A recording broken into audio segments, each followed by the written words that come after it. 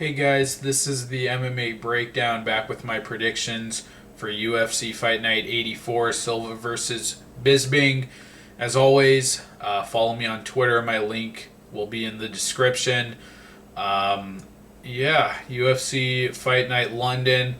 Looking forward to the main event. I don't mind that it's on Fight Pass. A few decent matchups on the rest of the card, but other than that, pretty much your typical Fight Pass overseas card filler. Uh, yeah, better than the event that's going to take place before this, the Cowboy versus Cowboy card, but still not really that good at all. Okay, so starting off with the Fight Pass prelim card at lightweight, a couple of guys from the most recent season of Tough. David Teymur versus Martin Svensson. I'm going to take Svensson. David Teymur, I thought he had a decent win over an American fighter. I can't remember which one, but he was pretty relentless, pushed a high pace, was all over the guy for the whole fight. Got him to the ground and was pretty relentless with his ground and pound, didn't give him an inch to breathe. And then he fought one of the European guys, I believe, in the semifinals or the next round, whichever one it was. And again, I can't remember who it was, but that was a pretty uneventful fight, and I don't think he looked too good in that one. And then Martin Svensson fought Tan Le, a Vietnamese fighter who had an unorthodox striking style, and on the feet was getting outstruck, but once he got to the ground was able to control him and took his back and subbed him. So I think Svensson probably has the better finishing ability and will probably be able to get it to the ground, and from there I think control, if not finish. So I'm going to go with Svensson just based on his grappling ability, whereas Teymur seems like a guy who is okay everywhere but doesn't really have a dominant skill. So going with Svensson. Next up at lightweight, Teemu Pakalin versus Tibalt Guti. And I'm definitely not going to make a pick because Guti is debuting. Teemu Pakalin fought Michael Laboute in his last fight, and that was a really sloppy fight for both guys. I think Pakalin was able to get on top on a few occasions in the fight, but I remember some instances where I thought he just looked so amateurish on the ground. I can't remember specifically what it was, but I do remember thinking that when I watched that fight. But yeah, I'm not going to make a pick. And the next fight at heavyweight, Daniel Omielanczak versus Jargis Danho. And again, have no idea who that is. And Omielanczak, not a heavyweight who's going to do anything significant. Had a knockout win in his debut against Nandor Guillermo, then lost really grinding, tedious fights to Rosholt and Hamilton. Against Rosholt, got out wrestled badly against Hamilton, got held up against the fence badly, and then his last fight finished Chris De La Rocha in the first round by knockout or TKO. So he has power, but seems to he's a small guy too for heavyweight, undersized. Seems like he can't deal with the grappling or the clinch, but I'm not gonna make a pick because I don't know who Danho is. Next up, a lightweight, Norman Parke versus Rustam Khabilov. Norman Parke, all of you Irish fans out there, you guys have to stop pumping this guy up. You did it since Tough Smashes, and I told everyone, this guy is nothing special, and he's proven it definitely in the UFC. The guy can hardly pick up a win. I didn't think he won his last fight against Madadi. It was close, but a really uneventful, grinding fight. He just doesn't have any striking tools really to work with. These these slow grinding fighters like T-Bow and Trinaldo. They just kind of walk him back and throw bombs here and there, and it's enough to completely throw him off his game. Reza Madadi got in on his legs almost the entire fight. While he didn't take him down, he did push him up against the fence and threatened with the takedown. And Parke just seems like he has no tools on his feet and doesn't incorporate his judo game at all. Haven't been impressed at all with him. And his opponent, Rustam Khabilov, has definitely shown a lot more ability. I thought he had a really disappointing loss in his last fight against Adriano Martins. Got out wrestled by a Brazilian, and that was a pretty uneventful fight as well. But Martins was able to get in top position and just hold him there. But other than that fight, Khabilov had a pretty competitive fight with Ben Henderson before he got finished. He has takedown ability. I remember the suplex knockout in his debut fight against Vince Pichel. Also had a win over Jorge Masvidal, which I think a lot of people forget about. The guy is definitely has kind of been forgotten, but has ability and he's proved it with those wins. So I definitely have to go with him here against Parke. I think he out-wrestles him, out-grapples him, and on the feet, he has the ability to make something happen. He dropped Masvidal with a spinning wheel kick, so definitely going with Khabilov here to win a decision. At middleweight, Brad Scott versus Krzysztof Jotko. Not a good matchup. Not an exciting matchup, but I think Brad Scott is the better fighter here. Brad Scott, this is a guy who I was excited about since his days on Tough Smashes, and then had the loss to Claudio Enrique da Silva in the UFC, where he got out grappled and seemed like that really threw him off his game, couldn't get his hands going and couldn't stop the takedown. But I thought came back with a really nice performance against Dylan Andrews, where he was able to get him to the ground, beat him up, and finished him with a modified guillotine, I think a power guillotine. And then Krzysztof Jotko really hasn't done anything too significant. Wins over Tor Troen. Beat Scott Askham in his last fight, which I didn't remember until just now in a split decision. That was probably his most significant performance. But lost to Magnus Siedenblad. Probably should have lost to Bruno Santos. A big guy, has okay striking. He's decent in the clinch, but Brad Scott looks like he's putting it together more, has more finishing ability, especially when it gets to the ground. Also had a nice front choke guillotine against Michael Kuiper. So I'm going to go with Brad Scott here. I think there's a chance he gets out clinched and Joko's just too big for him. But I'm going to go with Scott. He's been putting it together well lately. I'm going with Scott here. Hey guys, alright, I'm back. New shirt and everything. It's a new day. But let's continue at featherweight. Arnold Allen versus Yatsin Meza. Arnold Allen, this is a guy who really adds value to Fight Pass and the international shows. A regional prospect who had a really strong debut performance and made me excited to see him fight again. I thought he had a really strong performance against Alan Omer. I did have him behind on the scorecards up until he got the finish in the third round, but tenacious striker, threw with a lot of authority and grit, and eventually dropped Omer in that third round, and then I think he submitted him with the guillotine, I believe.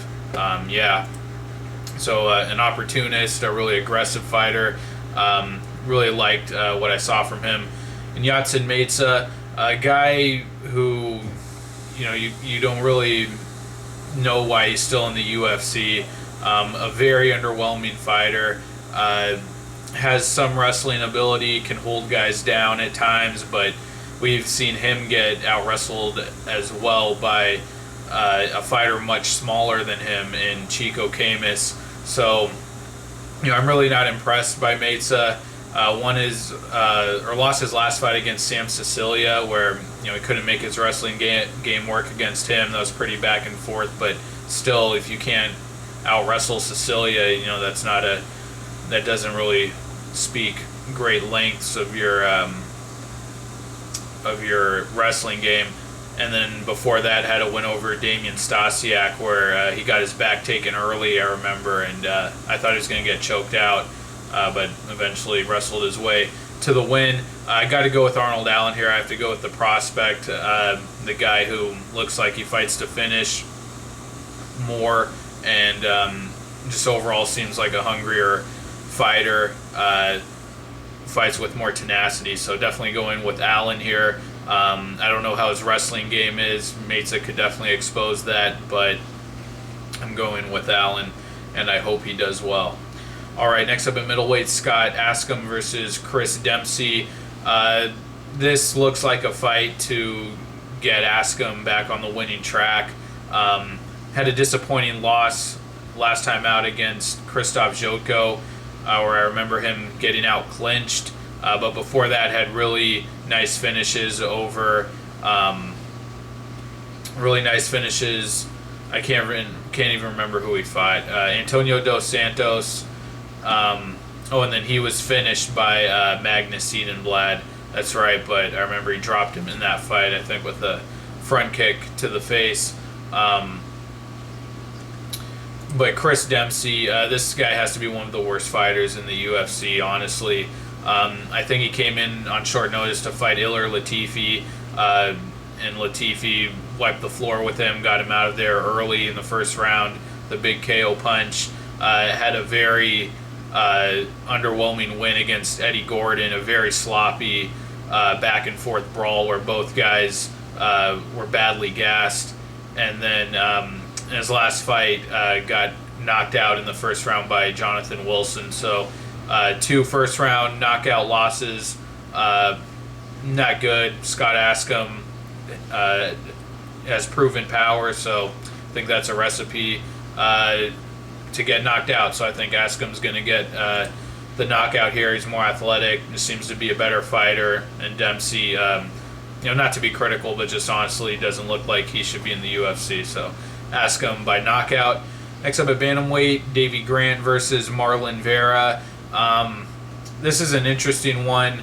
I think I have to go with Grant. Marlon Vera is probably the more logical pick if you just look at what they've done lately. Davy Grant is coming off of a very long layoff. He was the finalist on Tough 18, lost to Chris Holdsworth in the finale, where he got pretty much dominated. I think he got dropped and then submitted. I think it was by a rear naked choke, I believe, maybe armbar. But in the Tough House, I was actually impressed by him. I thought he looked like a good boxer, had good hand speed, threw good combinations. He had a finish over somebody in the house. There's no way I could remember who. And then I think he had an armbar finish as well. Maybe it was his fight to get in the house. I thought he looked like a fairly well-rounded fighter, but definitely got exposed by Holdsworth in the finale. He just didn't seem to be on par against Holdsworth technically or on the ground, even striking. And Marlon Vera, being the submission guy, could see him having the advantage there against Grant. But his last fight against, what's the guy's name? Roman Salazar. He was getting taken down repeatedly before he eventually slapped on the triangle and choked him out, which was impressive. But then, his fight before that against Marco Beltran, fellow castmate from Tough Latin America, that was a horrible fight. where he was taken down, put on his back. And I think a lot of people thought Vera won. Try to be more active off of his back, but couldn't stop the takedown and couldn't stop the takedown against Salazar. That shows me that he can't really create separation, and or not that he can't create separation, but he has to be put on his back to make use of his submission game, and I don't think Grant's going to give him that. I think Grant is going to be the one to create separation, keep it on the feet. I think he's going to be a way better striker and really overwhelm Vera there, and we're going to see Vera's game just crumble because he won't be able to get it to the ground, and he's going to have no chance to box with Grant. That's what I see going down here. Vera looks like a submission-only fighter who needs to be put on his back. So I'm going with Grant here. Very long layoff, 2.5 years, but I think the matchup really favors Grant, so going with him. All right, next up at featherweight, Mike Wilkinson versus Makwan Amirkhani. Another interesting one, especially considering that Wilkinson is coming off of a very impressive knockout win over Nicholas Backstrom, put an end to that hype train. But that was a couple years ago now at this point, and has not fought since. And before that, had a bad loss to Honey Jason, where Honey Jason pulled guard and submitted him from there with the triangle. Makwan Amirkhani, has had some impressive finishes, not over great competition. Andy Ogle, Masio Follin, but got both of those guys out of there quick. Had the flying knee out of the gate against Ogle that put him out, and then against Follin, just kind of rushed him, bull rushed him, got him down, took his back, and choked him out in the first round. So a really aggressive fighter. Obviously has finishing ability, has some wild athletic moves. And I think that might be enough for me to pick him here over Wilkinson. But Wilkinson really showed some great brutal power that he can catch you with out of nowhere. And if Amirkhani just goes blitzing in with his hands down carelessly, I definitely think Wilkinson has the ability to make him pay for that. So I'm going to take Amirkhani here. We've seen Wilkinson struggle on the ground. He's still kind of unproven. Had a kind of a flash knockout against Nicholas Backstrom, who has not gone on to win a fight since that loss. And, the layoff also is a big thing to consider. So I'm going to take Amirkhani, but watch out for that power from Wilkinson. All right, on to the Fight Pass main card at bantamweight, Francisco Rivera versus Brad Pickett. I like this fight. Brad Pickett, I was ready to write him off, after he went down to flyweight and had disappointing performances. Got the win against Siri, but I thought he was at a big speed disadvantage in that fight and was getting beaten to the punch, something we weren't used to seeing from Pickett. And then got finished by, or lost to Chico Camus, lost to Ian McCall, and then got knocked out in his last fight by Thomas Almeida. He was actually doing really well in that fight, and that was the fight where he returned to bantamweight, and you could clearly see the difference. He definitely belongs at bantamweight. Always thought he was a pretty underrated fighter at bantamweight before he dropped to flyweight. And managed to drop Almeida, was really timing him well on the feet, was getting the better of all the striking exchanges, dropped him, but got caught with the flying knee and put out. I think Pickett's just a little bit chinny at this point. Rivera is really refining his Muay Thai game, becoming a better, more of a crafty striker. We saw the leg kicks and the knees against Faber to keep him at range. We've seen the knockout power against Alex Caceres. I'm going to have to go with Rivera here. Brad Pickett might try to out-wrestle him because Rivera is weak on the ground. But Pickett, I don't know, he's relied on his wrestling a few times to get the win. That's what he had to do against Siri. I don't know if he can do that against Rivera. I just think Pickett's on the decline. Rivera had the setback in his last fight against John Lineker. Just couldn't hang with him in the pocket, got caught, and submitted.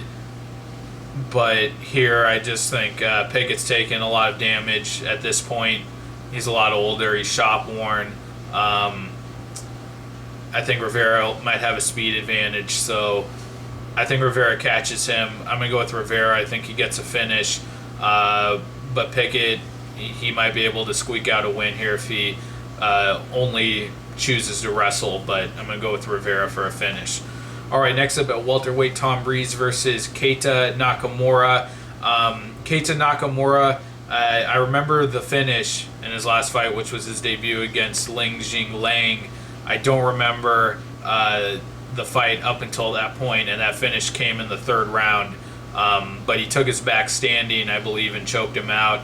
I don't think it matters, though, that I don't really recall how the fight went before that point. Tom Breese, this guy looks like the next big thing. Out of TriStar, really young, 24, and has such fluid boxing combinations. Great control of striking range against Cahal Pendred, and big power. Also got a knockout win in his debut against who was it against? One of the Brazilian fighters, Luis Dutra. I think I said another fighter I was talking about earlier just now. I think I said he fought Luis Dutra, but I think I was thinking of Antonio Dos Santos. But Tom Breese, the boxing just looks sick. The combinations, the power, the fluidity. I think he gets a stoppage here against Nakamura. Really high on this guy, a guy to pay attention to. I think it's going to be something special. So, even though I don't really remember Nakamura's performance too well before the finish in his last fight, I still definitely have to go with Tom Breese. All right, next up at middleweight, Gegard Mousasi versus Thales Leites. Even though Leites is known as the jiu-jitsu guy, and he's out-grappled guys in the UFC, nobody that good. Had a submission win over Tim Boetsch, but he got clipped in that fight. Up until that point, it was kind of a reckless brawl, actually, until he was able to get the better of Boetsch, get him on the ground, and subbed him with an arm triangle. And Boetsch is not a top middleweight, especially whenever that was, like a year ago. And the other guys he's out grappled in the UFC were Ed Herman and there was another guy I don't remember. Ed Herman and Tom Watson. Pretty weak competition at middleweight, and didn't submit either of those guys, even though he was able to dominate them for 3 rounds with his ground game. So if he couldn't submit those guys, I don't see him doing much to Gegard Mousasi, who has a really underrated ground game. This guy was looking so slick in his last fight against Uriah Hall on the ground. I loved his grappling. He looked like a spider on top of him. He got mount, and he was just controlling him real well from top position, past his guard. He looked phenomenal on the ground, I thought. And, we saw that grappling, top control wrestling game from him against Costa Philippou as well.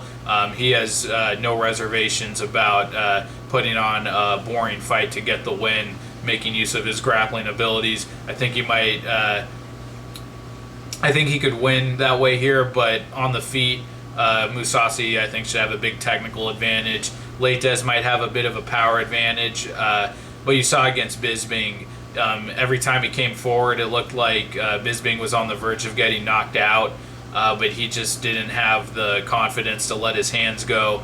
I thought that was really kind of a part of his game that was exposed, and Gegard Mousasi is a far more composed, methodical striker. We've seen that in his Mark Munoz fight, his fight against Ilir Latifi. He just walks you back, prods with that jab, and sticks to that very methodical, clean-cut approach to striking. So I would give him the striking advantage here. But on the ground, I don't think by any means that Leites has a big advantage, even though he's the jiu-jitsu guy. I definitely think Mousasi would be very competitive and would come out on top in a grappling match. So I definitely favor Mousasi here. Leites has shown power against Trevor Smith, against Carmont. Really not credible guys at all at middleweight. So I'm going with Mousasi here to redeem himself from that knockout loss to Uriah Hall. All right, and then the main event at middleweight, Anderson Silva versus Michael Bisping. I've really grown to like this fight. When they first announced it, I was kind of lukewarm on it, but this should be a pretty fun and interesting fight. If there's ever a time that Michael Bisping could even be competitive with Anderson Silva, it is definitely now.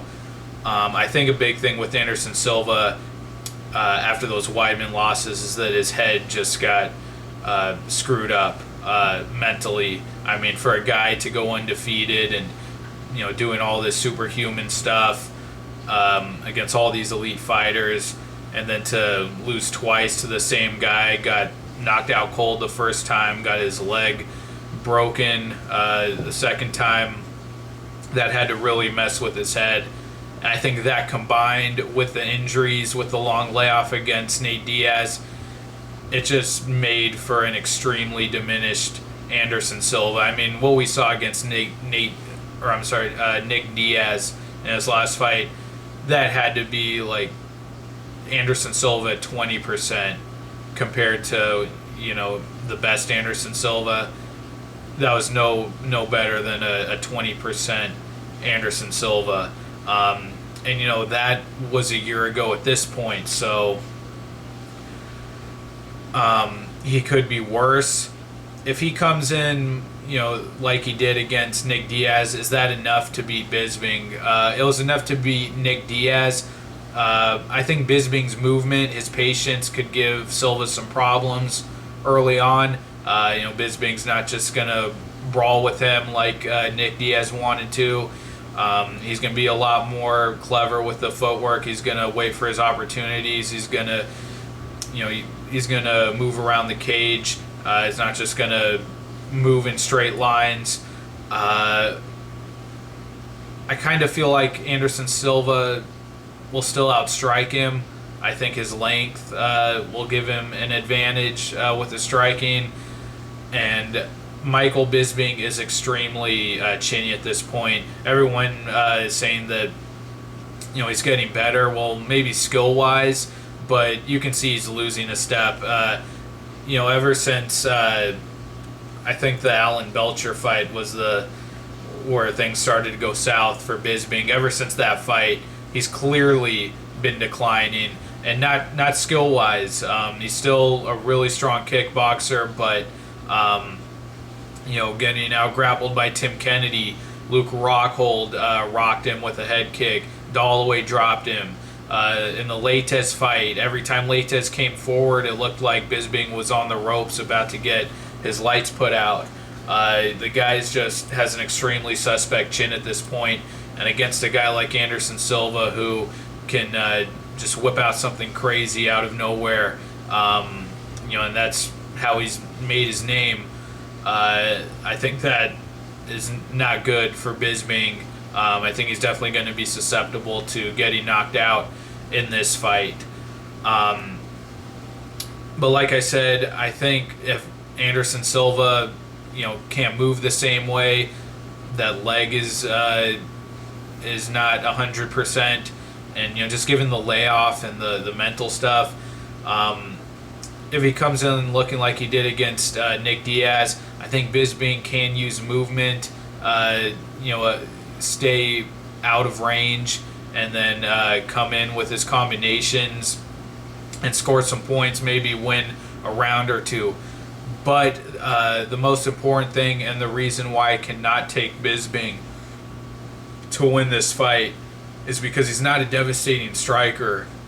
Honestly, he looks like a pretty pillow-fisted striker. And I don't say that out of disrespect, but it's just the truth. I know he had the finish over Kung Lee, but I mean, come on, that was a guy who wasn't an active fighter anymore at 40 years old.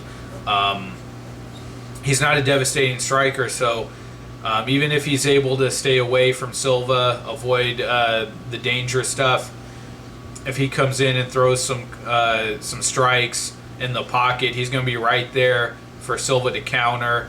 And you know, he can score some points, but he's going to have to keep that up for 5 rounds to have a chance to win the fight. And that's the only way Bisping can win the fight. And unless Silva is just completely done and over the hill at this point, which, you know, he very well could be, you know, then I would still see Silva being the better counter striker, Bisping having the suspect chin, Silva having the power advantage, using his length better than Bisping. And yeah, I have to take Silva. Really weird fight, but I think you just have to go with Silva. I can't picture Michael Bisping getting the win over a guy like Anderson Silva, but you know, who knows? Especially if you consider the potential steroid use that Silva might have been doing his whole career. You know, that could definitely tarnish what you think of him. Maybe he wasn't so superhuman and so much better than everyone all those years. And now that he's off that, combined with the time out of the cage and the injuries, his mental state, that might be enough for Bisping to grind him out here and win a decision. But I think that is still very unlikely. I think Silva probably finishes him, but at the very least, I think Silva still does enough to get a decision here. Yeah. All right, so taking Silva, those are my predictions for UFC Fight Night 84, Silva versus Bisping. Thank you guys for watching. I'll be back soon with my predictions for UFC 196, Dos Anjos versus McGregor. That's going to be a special one. You guys will not want to miss it because I'm not going to be taking McGregor. Okay, follow me on Twitter. My link is in the description. And until next time, take care, you guys. Bye.